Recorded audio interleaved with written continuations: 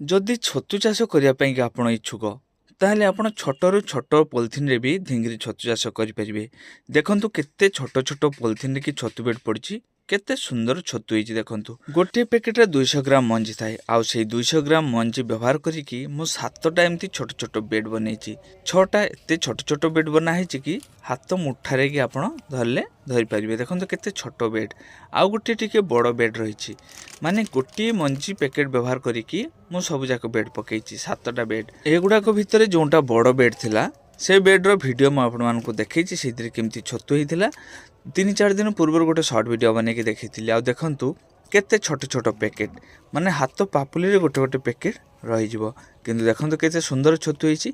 ए जे थरे छतु होइछि एटा नुह या परे आहुरी 3-4 थर इथुर आम छतु पाई परिबा। दर्शक बंधु ढिंगिरी छतु थरे बेड पकेले 3 ରୁ 4 मास पर्यंत आमको छतु मिली थाए। देखंतु छतु पैकेटर मुह जोटी बंधा है से भी छतु हो जाइए। कहीं जदि ढिंगिरी छतु चाष करने चाहती घर पर जो सब पॉलिथिन कि आम मार्केट पनीपरिया किंबा अन्य जिनस किणिकी आनी था से पॉलिथिन भी आम चाष कर से छोट होता हो कि बड़ जदि आपण चाष करने इच्छुक बा चाष करने बहुत आग्रही था ताले छोट छोट पॉलिथिन हो कि बड़ बड़ पॉलिथिन हो आपड़ सबुथ चाष करें।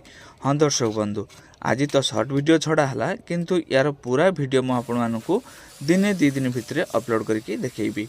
छतु तोली सारापर ए पानी स्प्रे करने हम प्रति थर छतु तोलिबे तापर पानी स्प्रे करेंगे दिन को थरे लेखा पानी स्प्रे कले पुणी देखिए ये भरपूर मात्रा रे छतु हम।